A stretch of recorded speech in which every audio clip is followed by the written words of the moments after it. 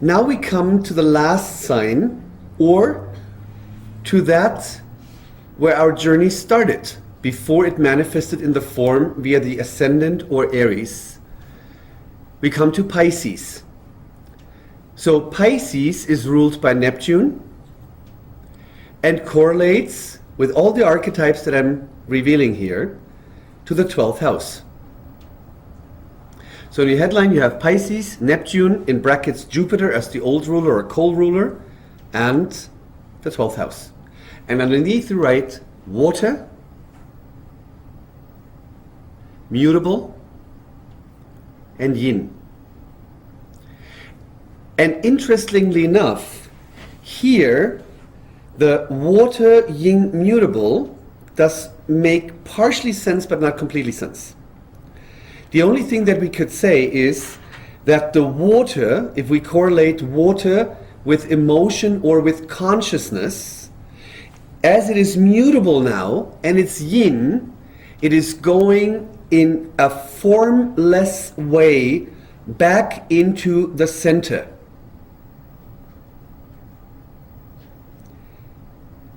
Because Pisces, Neptune, and the 12th house, I have to be really concentrated that I don't space out on Pisces, sorry, is the essence of totality. It is the non-existent existence.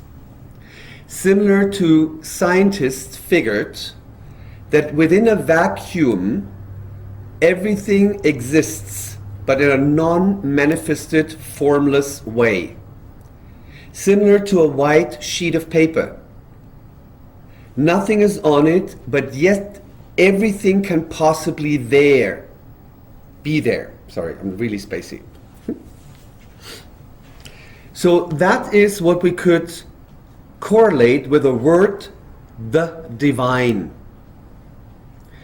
And of course, many people relative to their religious upbringings have images or imaginations about the divine. But I'm talking about the real divine, which has no image. It has no form. It is purest consciousness of oneness. It is absolute stillness. But the stillness is not quiet or deadly still. It is filled. It is completely filled. Like Rumi said, there's a voice that doesn't talk. Listen to it.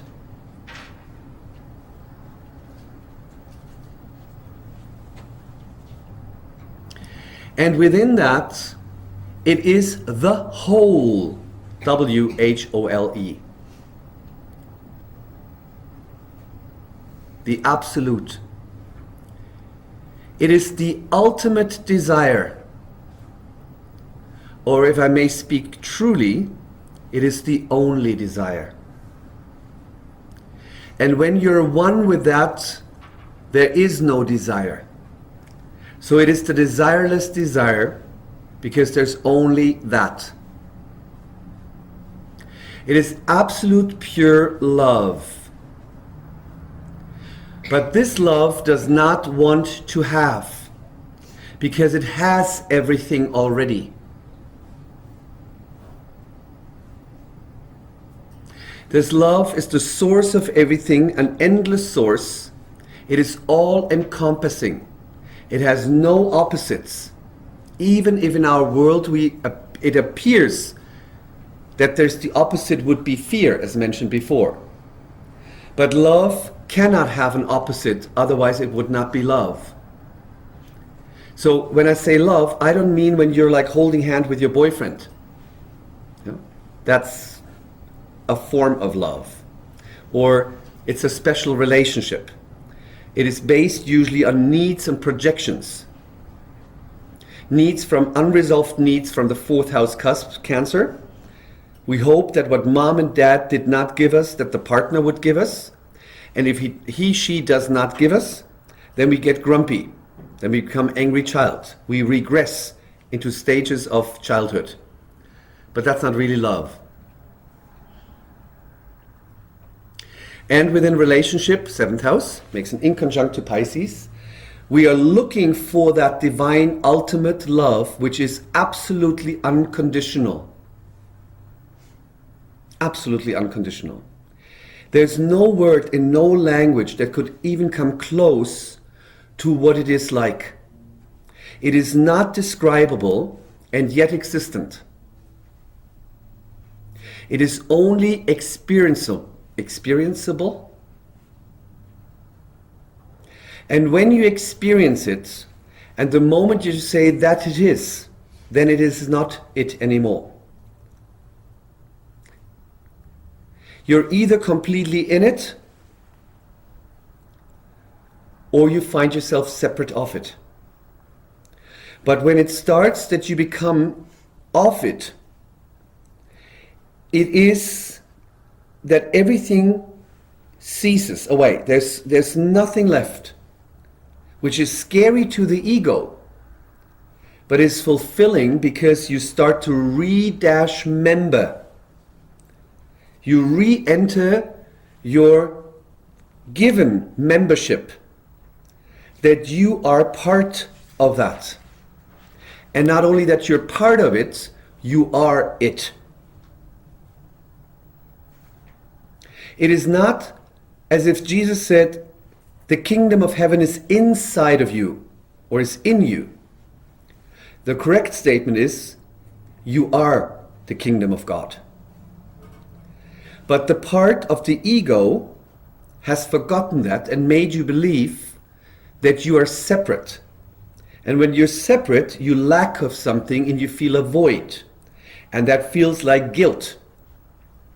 And if you feel guilty, you might believe, I'm just repeating what I said on Virgo, because we are on the same axis. When you feel guilty without knowing what you've done wrong, but because you have that very strong, deep feeling, even though the conscious mind would constantly distract you from that feeling. But when that feeling is abiding and dominant in your subconscious, then all of your actions will be driven by fear. Fear of punishment. Punishment by no one else than by God. And as you don't want to be punished because you must have been really screwing up something, you better run away as far as possible from the center of the merry-go-round to the ever-turning centrifugal forces. The high and lows, the happy and unhappy. But that's all illusion. There's only that one endless blissful center. And when you start to tap into that, or in other words, when you start to come home to that what you've never left. You hear, I'm talking sometimes in paradox, because otherwise it's not describable, so I need Aquarius archetype with it. When you come home to that what you've never left, because there is no separation, you will be humbled, and you perceive a peace, a happiness, an unbridled bliss and joy, where your heart cannot but weep, because you become aware that in all your meaningless journeys, you've been only traveling away in order to find that what was always there. And in that moment you experience that everything disappears, what is not real. And that what is real will be seen, that was always there but not to be seen. Because there is a world beyond this world, but our physical eyes are not capable to see, because they belong to this world as they belong to the body. But you are not a body. You cannot separate. But we have started to believe, and we are reigniting that belief again and again to keep us in the absolute enslavement of the biggest lie there is. And that biggest lie in English has just one letter, and it's called I. The only lie in the universe is I, ego. And it's not that I have an ego and you have an ego and da-da-da. We appear to have an individual ego relative to we appear to be individual bodies. But there's only one ego. And our mind, Gemini, as it seems to the mind, can choose among these diverse forms, these countless forms of paths and things. In reality, in truth, there are only two choices. Either you choose the ego, which means the illusion, the fear, the sense of separation, the lack, the untrue, or you choose in every moment that what is true. There's no other choice to make. It appears by the ego trick that there are many choices to make. But that's why I said before, it is not only the ultimate desire, it is the only desire. That's why this Jeshua said, love God with all your heart and soul. If you make that a conscious choice, not in a biblical or religious or dogmatic way, but in a way of the lover to the beloved. And if that becomes your habit in your thoughts, in your mind, and thus in your emotional body, it will shine away all errors in your mind without you doing anything.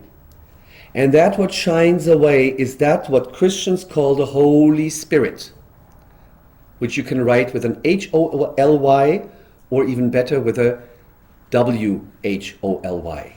Because then the Spirit is whole again. That what seemed to be separate will reappear as that it was always one. And all the shadows that we fall for in this world will just fade away. You see through everything, and everything you see is just the one. You have no other choice, but you don't see it with your eyes. You don't even care for what your eyes see, because your mind is beginning to heal. The higher mind, Aquarius, is beginning to heal. It does not buy into that tricky incident of projection and separation as explained at Aquarius. It remembers that it was just a hideous thought.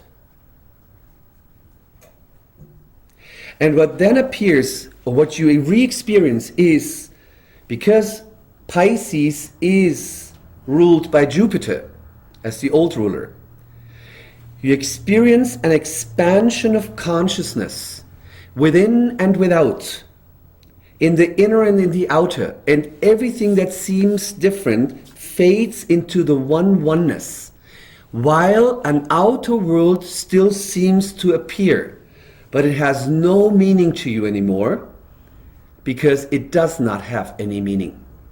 How could a dream have meaning? How could a nightmare have meaning when you're laying in bed and you're safe? Impossible. But when you buy into the dream, you go through fear. But the reality stays true. You are laying in bed, you're safe. These are experiences, as I said before, that cannot be communicated. They cannot. Every prophet, every enlightened one, every true master has tried to do that, but mostly with metaphors, because a metaphor allows you to, in a holistic way, grasp it on all levels. It is not empirical measurable, because the empiric is part of the illusion, of the dream. If you would like to get deeper into that, not from a cognitive understanding, because it's not possible, because that ego mind is part of the illusion. So how could something that is part of the illusion, understand the truth? That's not possible. But you can detach and heal your mind to get to the higher mind, which is only one mind, and there's only one thought. The thoughtless thought, so to speak, the absolute peace. And that state is such an unbridled, nurturing joy, indescribable. There was an American who was born in Brooklyn, I think in 1902 or 1912, just a Brooklyn boy. And when he was, I think, 12 years old or 14, during a math test, he got into the last or absolute enlightenment, or as Buddha would say, awakening. Yeah? But I have to say, behind the awakening is another layer. Yeah? That layer is that what I call God or the beloved. Yeah? The Buddhism does not deal with God. Right? There is no God. There's just the mind. It's just the appearance, which is good. I mean, it's the purest, most metaphysical path that we have on the planet in the main religions. Yeah. So this guy in New York, in Brooklyn, his name is was Robert Adams. And like a 14-year-old suddenly like awakening and understanding and knowing and being one with the one, kind of irritating for a 14-year-old. You know, you're coming home from math, says, hey, I failed, but you know, I got enlightenment, is not what a mom necessarily, you know. So anyway, he went like through the world. He lived like, or he worked with Sri Yukteswar, with Yogananda, blah, blah, blah. And when he was older, he retired, I think in California, and he gave satsang. Satsang is when someone who is able or in that true self talks.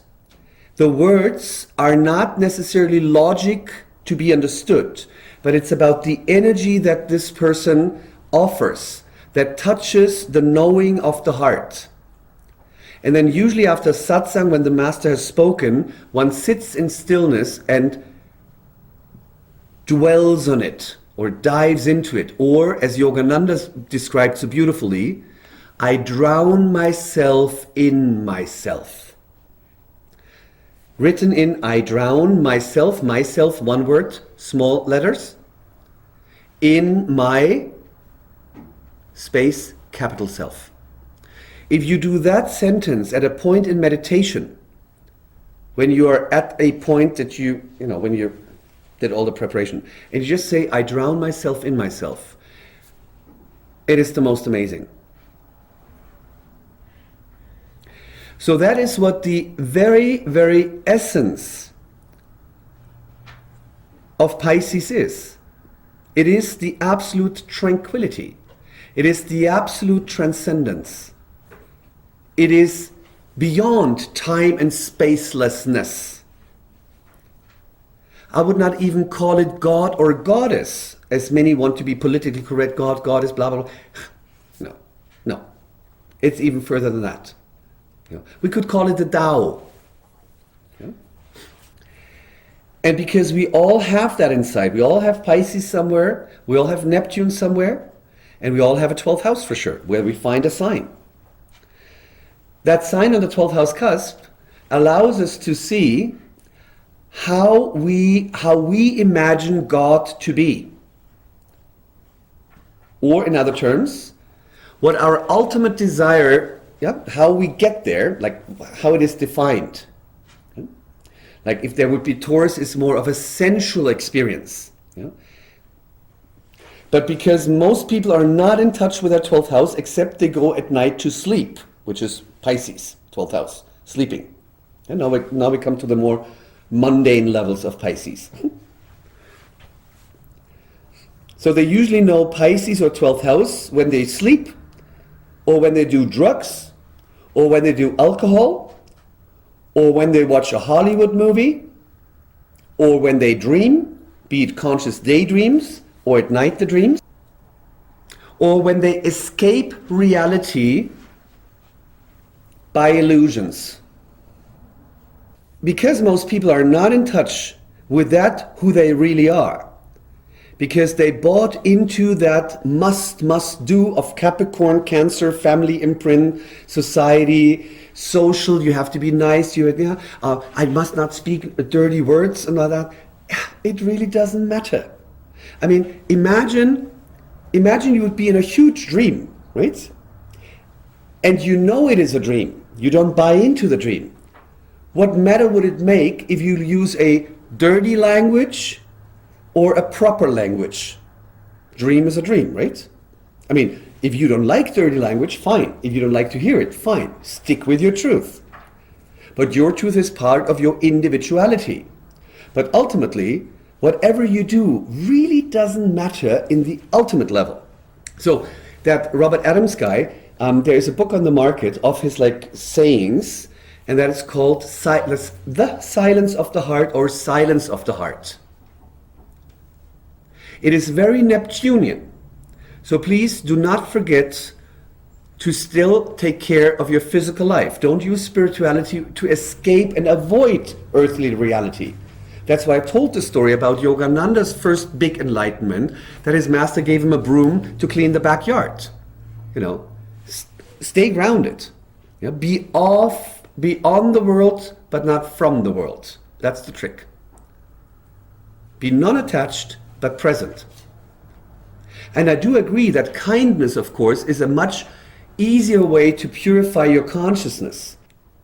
That whole Pisces energy is nothing but spirit.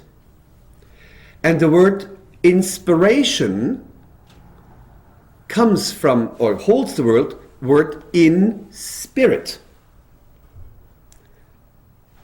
There's a difference if I have an idea, which is Aquarius, which is the little alley, the paradox alley to Mr. Hora, or if you have an inspiration. And when you're opening yourself up, what I said today with Sagittarius, to your intuitive side more and more by exercising. You need to exercise. Virgo, right? We even had to learn to tie a shoe. When you exercise that, you will see that you will be able to discriminate by the quality by the quality. If it is an idea or an inspiration or an intuition, because they all feel a little different. But that's not only fine-tuning, it is ultra fine-tuning. And it sounds really obnoxious for someone who's not even close there, who rather goes somewhere and does the kind of boogie woogie for the goddess of Boho, which is all fine. But ultimately, even that is an illusion. Right? So if you might want to get this book of Robert Adams, when you read it, please do not forget that there is a world. So on a more day in, day out basis, Pisces 12th house Neptune, in the natural way, stands for ideals, idealism. And ideals and idealism are wonderful. They become a problem when you link them with expectation. Because the word X means out, right? Often in counseling, most people that come to counseling are women. And there's very often when I go to southern Germany, they go oh, you know what, I wanted to have a reading, but could you look into my husband's horoscope? Because blah, blah, blah. And I go no, I don't look in his horoscope. I look in your horoscope. Yeah, but I really have a question. So well, I have a question too. Why did you marry him? They complain yeah, he's always going to play soccer and he's only watching TV. And I always ask, did he play soccer before you married him? Yes. Did he like to watch TV? Yes. So, if you want to have a pet that meows, don't buy a dog, right? Very simple. But we humans are so nuts, because what we always expect is that what appears to be the reality, 6th house, to be different than what it is, right? And what then happens, we go into attack thoughts or into victimization, right? And that keeps us glued to the illusion. Because when I attack an illusion, I give the illusion reality. Makes sense, right? So I usually tell those clients then, listen, a dog barks, a cat meows, a tree has green leaves, and your husband plays soccer and watches TV. And then if you apply the work of Byron Katie, you could ask the question, is it true that your husband should not watch TV? And then the first instinct answer is, yeah, he should not watch TV. He should like be more interested in my spiritual path. And I go like, no, he should not. Right? Not at all. So I ask again, a dog barks, a cat meows, the husband watches TV. He should not do that. Is that really true? Then they come to think. Then they start to use the mind for like, or purposefully. Okay, yeah, from that point of view, it's not true. And then next thing is, how do you feel when you expect that watching or TV watching man should not watch TV? What does it do with your inner peace? Pisces. Pisces 12th house is our inner peace. We can appear like this lunch, we were stressed because of time, we lost, we got lost. But if you remain the inner peace, to an untouchable thing, nothing can really like get you out of balance. It seems like that, but it's not, right? So with the work is really one of the most exquisite techniques for the daily undoing of the error thoughts, of expecting the world to be different than it is. Because it is not, and it will not ever be. Because, like the Chinese Taoism calls this planet the ocean of bitterness. If I accept that I am basically living in a biosphere of nuts, right? If I accept that, I'm quite much faster at peace than if I need to convince and convert the whole world that there's something wrong. Because if I think something is wrong with what is in a dream, then the only thing wrong is in my attitude. And this is what needs to be adjusted or healed. Healing is Pisces. Any form of healing is Pisces. And what else is healing? Then correcting an error and bringing it back into alignment of one's true self.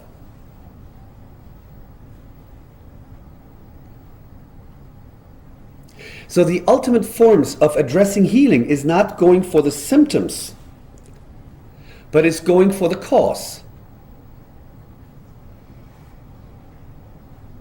And the ultimate cause is believing the illusion that I would be separate.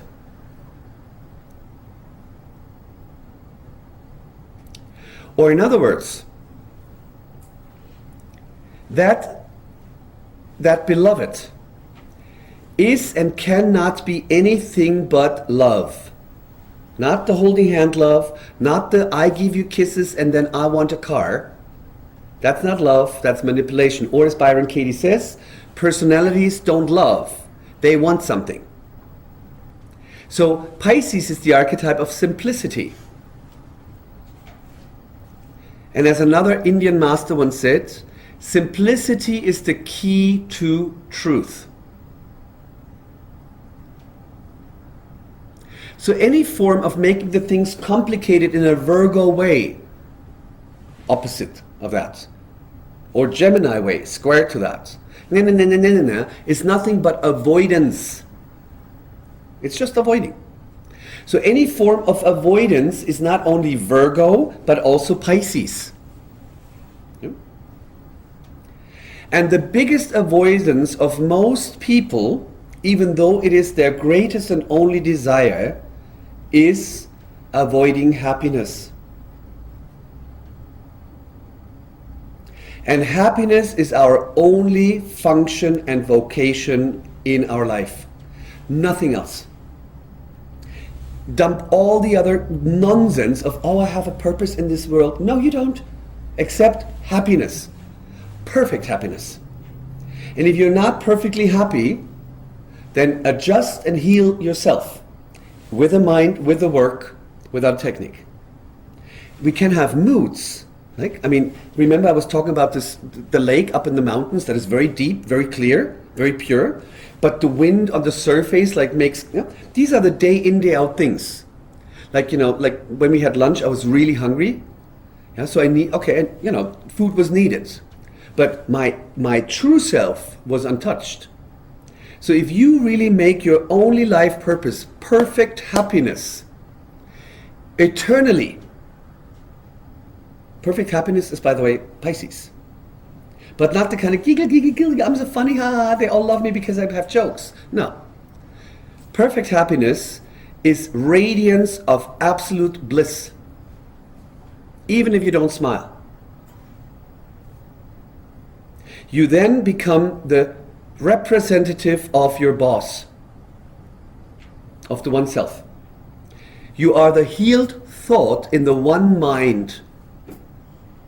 You're the one healed thought in the only one mind that exists, which is the Christ consciousness. No matter if you go to have a whiskey or whatever, it doesn't matter. How should? Now I lost my thought again. Oh, Pisces is really difficult to teach because, like, I could basically sit down and show you how to meditate, then we could go there. Where was I? Oh, yes, thank you. Yeah, it's the perfect happiness. So to remain in perfect happiness, and there's one channeled book, where supposedly Jesus was like saying things. I don't know what it was called. I am the door. I only read one sentence, very Gemini-ish, but that was the one I needed.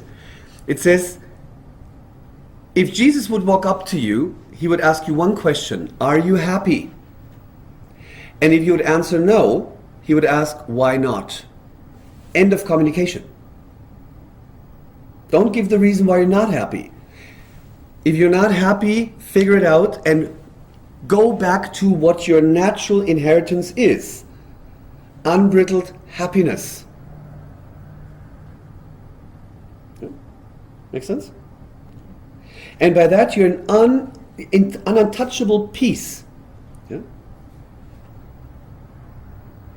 And by that your mind will become calm, like the wave on the ocean. And when you are not attached to your waveform, but your gravity or your focus is on being the ocean, the formless, endless ocean, you're able to tap into every wave wherever you want to, and you know everything. But you're not interested anymore because you're ocean.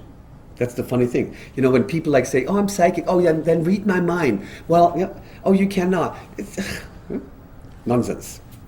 But I was saying, perfect happiness eternally. So we have another archetype of Pisces, which is the eternity. Even though our chart lasts only until this body house, is active. Where do I find eternity? Little hint. Eternity is not endless time. Because endless time is just endless duality in all its manifested forms. Eternity resides in the only time that exists. Now. It's the only time that exists. And by the way, the only place that exists is here. So when you are able to, as Byron Katie said, who would you be without your story? And you delete your story. And if you delete your expectations of what to come, and you're making plans, which is really difficult in the Western world, right? Because everyone asks me, what are your plans for the summer? What are your plans for career? But honestly, when you are in the now, in eternity, you don't have to have plans. Because then you start to realize that plans are nothing than a defense system against the truth. This is deep stuff, sorry. But when you go into the defenselessness, you don't need plans anymore. So eternity is also Pisces. Eternity is when you are centered in the center. Untouchable. Like the Hebrew, like many other cultures probably, the Hebrew believed there are 7 directions. 6 of them in duality, in polarization. Left, right, up, down, front, back, center. When I'm in the center, I can be in all directions simultaneously, but I'm untouchable because I am not me. Make sense? Or I experience I am you and you are me, but it doesn't exist. And tell that a psychotherapist while you are in the awakening process. You get this jacket with long sleeves that ties on the back. So anyway, another thing that the most natural archetype of Pisces is forgiveness. As I stated before at Virgo, it is not the kind of like me, the good guy, forgive you, the loser. Right? Because I'm basically re-emphasizing the attack and accuse, sugar candied in a word that is called forgiveness. Real forgiveness is to undo the whole thing. There are many, many beautiful exercises. I find that the work of Byron Katie is one of the most practical application of forgiveness. She doesn't even call it forgiveness, but it is forgiveness. That's why I love her. Very Virgo. Yeah? Like the work is archetype Virgo, but the work is really, it works. Yeah? And with the work, if you practice that like brushing teeth on a regular basis, especially when you feel annoyed, victimized, or in Kalashnikov attack, which we usually don't have time to do the work because I first have to fight the war, and then. But if you do that ongoingly, you undo all the error programs on your holy mind. And you will not feel bad if you raise your children by being a living example and not a helicopter mom, but you're at peace with what you are. And you will radiate that what you are. Because, for every child, the mother and the father are nothing but the symbols of God. And that's what your role is. But the real forgiveness, like the work, as I said, is one. Yeah, and it's most easiest to practice. Another one is, which I take reference of the Course in Miracles, if you are really having with someone, but you do remember that there's only one consciousness, and it appears to be separate, and because you are the one who perceives it, it must be in your consciousness, right? So it is your dream. So who is responsible for the dream, if not but you? So if you take the other image of, like, recently I was really upset about a friend of mine, and you take that image of that apparent friend and you invoke him, you imagine him. Imagination is Pisces. You imagine he would be standing in front of you. And then instead of reading the rights, as some therapist forms say, you have to, show the anger to your dad. No. Because anger creates nothing but anger. And anger within itself is nothing than a adrenaline layer to cover and suppress the feeling that's behind it, and that's sadness. Sadness is Pisces, by the way. But sadness can only exist when there's another layer behind that, and that is love. So every anger is nothing else than a dysfunctional or distorted version of love that forgot that love is love. What you can do is you invoke that other person that you seem to be at war with and therefore in separation. And you can either ask, even if the other person seems to have done something wrong, like the husband of the wife who watches TV. From her point of view, he is wrong, even though he just does what he does. Right? You basically ask for forgiveness, even though it seems that he was the one who screwed up. You ask for forgiveness, not in a masochistic way. You ask for forgiveness that you had an expectation or an image in your mind about him which was not true. So the error is on your side. There's even one sentence in the Course in Miracles that says, "My dear brother, I will behold to see you as my Savior, to be led into the holy light in which you stand, that we unite in God." But if you really want to like almost kill someone, whew, that takes work. But the moment you manage to do it, you will see that it's just gone. There are many, many great techniques. So, on even more practical levels, in the natural kind of application of Pisces, it is also the archetype of idealizing and glorifying. As I said before, ideals are wonderful, but if you link them with expectation, watch out. It's going to hurt. So if you have ideals, you rather put them upon yourself. Pisces makes a sextile to Capricorn. So if you have an ideal, an image, a dream of what would be right, make it your dream and live up to it. Don't expect others to do that. It's not their business. Yours. It's your dream, your idealism. It is, as I said, like the idealizing or glorification, which is also Neptune, 12th house. I once learned from Noel Till, and I was first shocked when he said it, but it was true. Glorification and idealizing is nothing but avoidance. I was like, boom.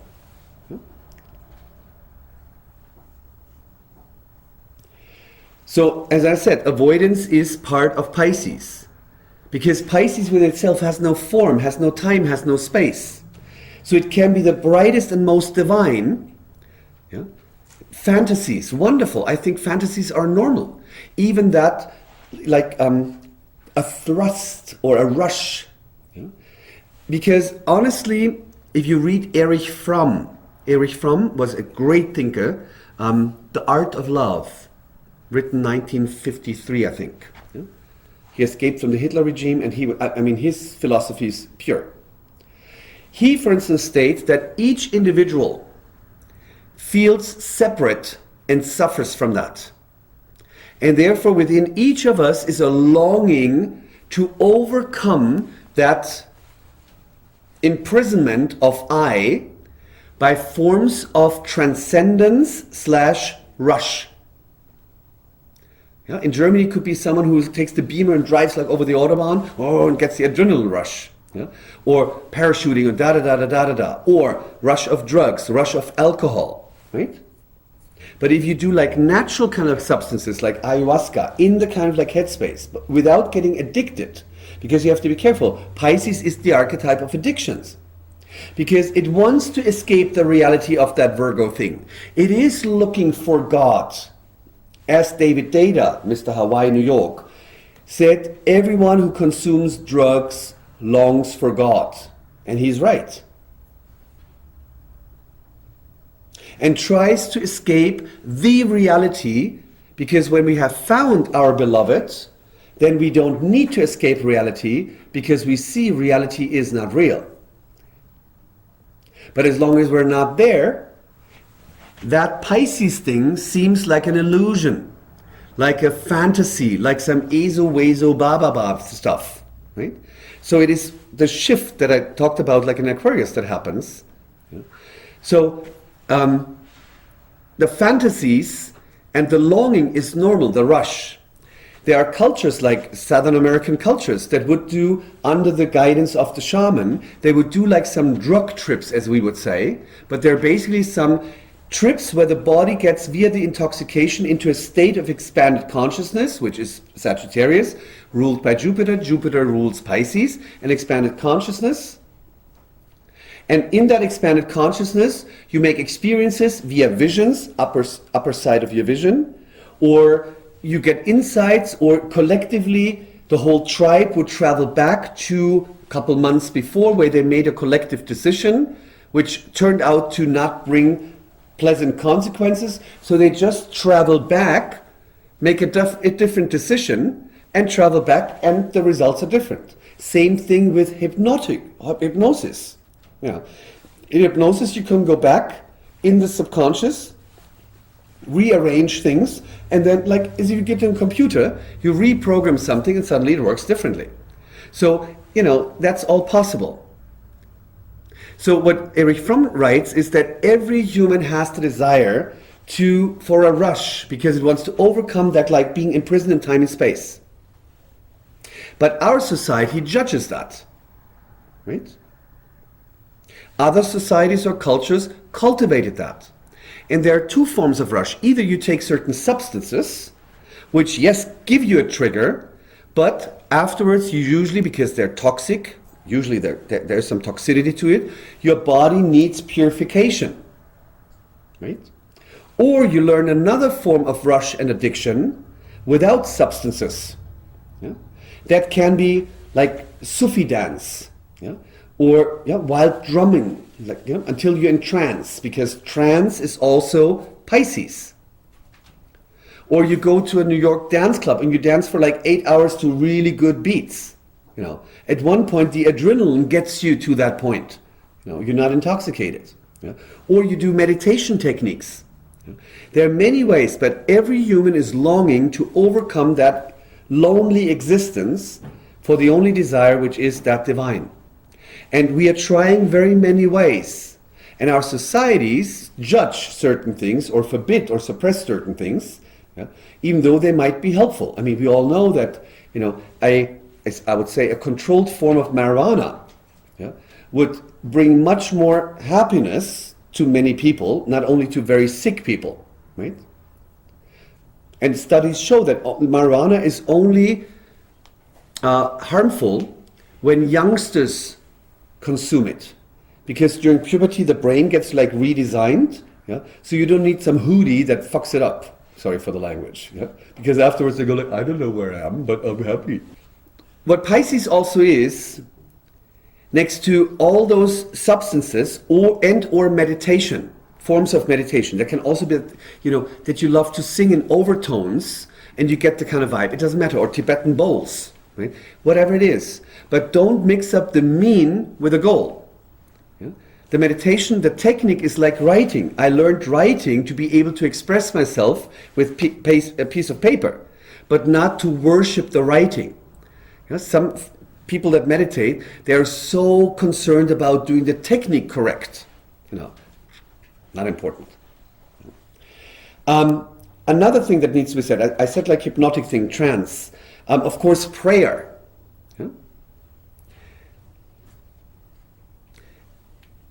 Any form of prayer, but most people pray that they want something. Praying is when you talk to God. Stillness is when God talks to you. You tap into this, this one thing. And stillness does not mean sitting in a room without noise. Stillness is stillness here. No thoughts. No desires. Absolute pure stillness. Beautiful. I guess I quoted that already with Gemini, Tucholsky, who said like there's lots of noise but only one stillness. Okay, Tucholsky said that. Which goes back to the same image like the merry-go-round. On the merry-go-round there are many levels of, they're like horses and da-da-da-da-da. It's all the diversity. But in the very center is stillness. No matter how fast the merry-go-round goes. So we all thrive for that stillness, but our ego mind, our digestive tract, our error beliefs make us believe that we rather go for the horse. Oh no, the red car would be better. Oh no, this would be better. And we stay on this merry-go-round. Talking about drugs, or any forms of like rush means, like alcohol, within that is always, as Pisces can also be, a seduction. Yep. As bright and happy I just sketched out Pisces. Pisces can have a very, very seductive side. Seductive to wherever, right? Because it is the illusion. It is from the earthy point is the illusion. Like, some people that started with some drugs, they get the first kick and high and rush, let's say on coke, and they believe that if they would continue doing that, they would always get the same kick, which they don't. So what they then do is they take more to get that kick, and then they're hooked. That's seductive, right?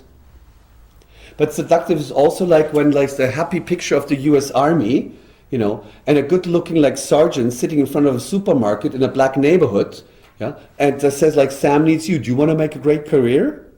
Yeah, that's also seduction, right? So it's just seduction.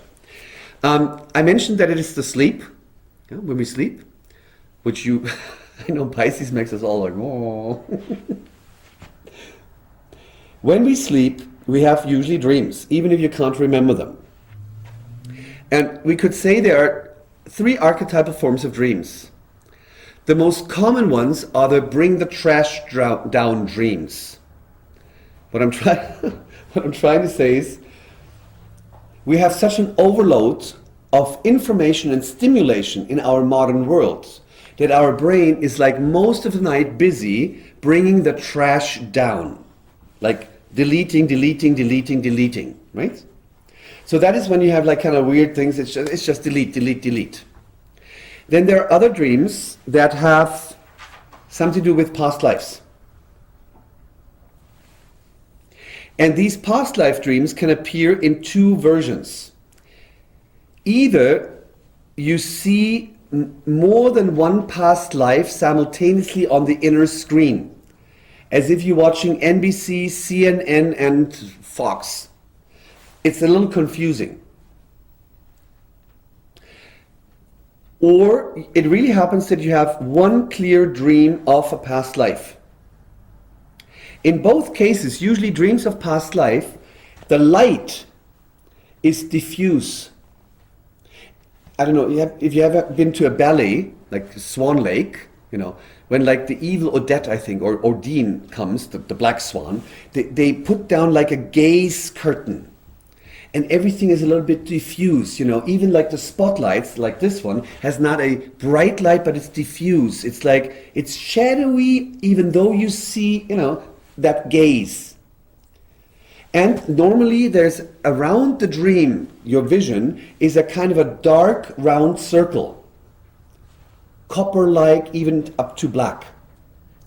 That's when you tap into like past life dreams. You're going into your basement of the subconscious memories, the individual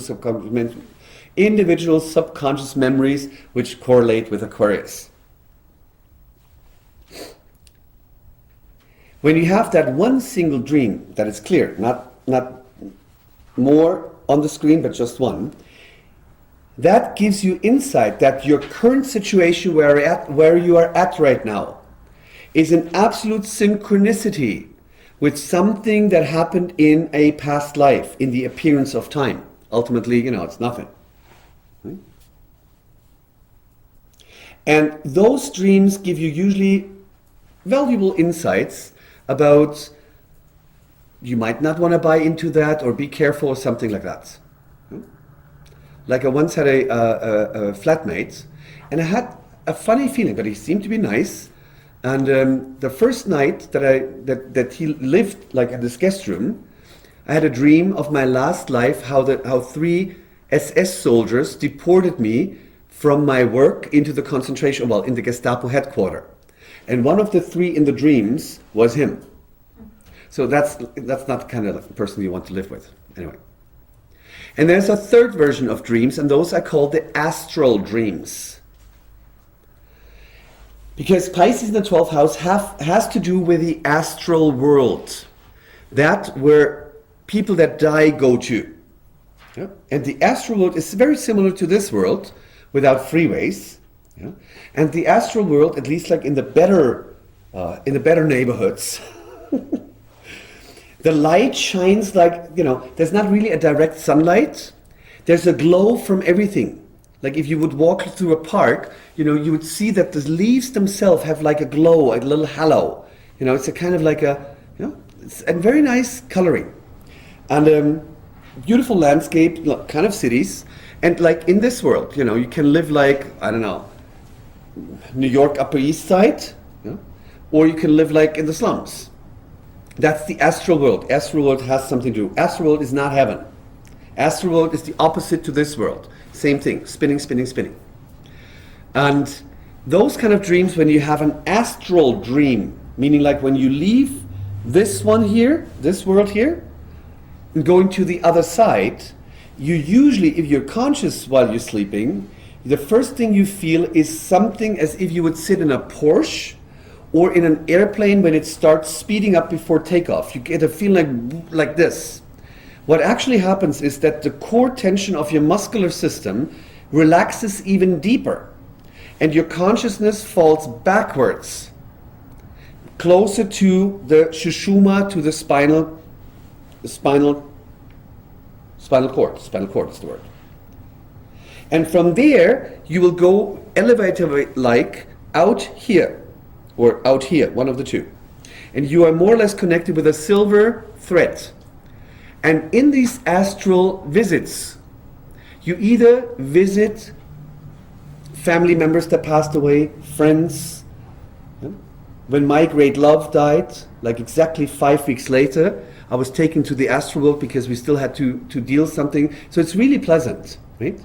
Or you get teachings. It could be that some of your teachers or masters like invite you and you have a little meeting over there. What usually happens is, if you get this like speeding up and kind of thing, when you awake after such a dream, you are most of the time, you are completely confused and not clear where you are. So you really need a time to find, like, to find back into the, and it could be that your body is aching, like sore, because in those stages you almost do not breathe at all. Like you more or less have like a prana breathing. So these are the 3 layers of dreams. One other thing, we're almost done, is Pisces correlates directly with any kind of like people or groups or tribes that were victimized, put down. So in the very beginning, because of course, when Jeshua was on the planet, we had the beginning of Pisces age, it correlates with the Christianity, with the real Christians. The early Christians, the martyrs. It also correlates with Holocaust victims, for instance. I just want to say that because when you see like a strong emphasis and you suddenly get that impression, it's most likely that you're dealing with someone who had suffered being Holocaust victim in last life. Just for you to know. The early Christians, when the original teaching, which was in the first place not understood and then even like distorted, they thought that if they suffer, God would love them more. So the archetype of suffering is Pisces. The archetype of martyrs is Pisces. And the archetype of masochism, again, the pathology of masochism, right, is Pisces. No, I'm not worth anything. No, you can do with me whatever you want to. I deserve it. That kind of thing. On a more profound level, not profound, profane. Oh, my English is gone now. Profane. I thought you said something else. It is weak. That means Pisces has a tendency to get weak very, very easily. So if you're Pisces rising, your body has more of a weak. And because it correlates with sleep, it would be very recommendable that you do like your little extra nap. That you stay away from alcohol or those kind of things, because you're too sensitive for those kind of things. Pisces rising are physically extremely sensitive. A Pisces sun usually is well advised to do an extra hour sleep a day, because that will keep the immune system strong, because the immune system correlates with Pisces. And even if it's just a 15-minute nap, but give yourself the right, and you will. The same thing when someone is sick. Sickness, disease is also Pisces. It weakens us. Right? When we have a flu and we have fever, we cannot go to work, 6th house, Virgo. We do have to go to sleep. And while we do nothing and say bye to the world, and while we sleep, the miracle happens that the body recovers and regains strength while purifying from the disease. So purification is also Pisces. And a lasting, any form of promises or an oath is also Pisces. Yeah, that is Pisces. Okay, thank you. Free your mind. Remember times without time. Free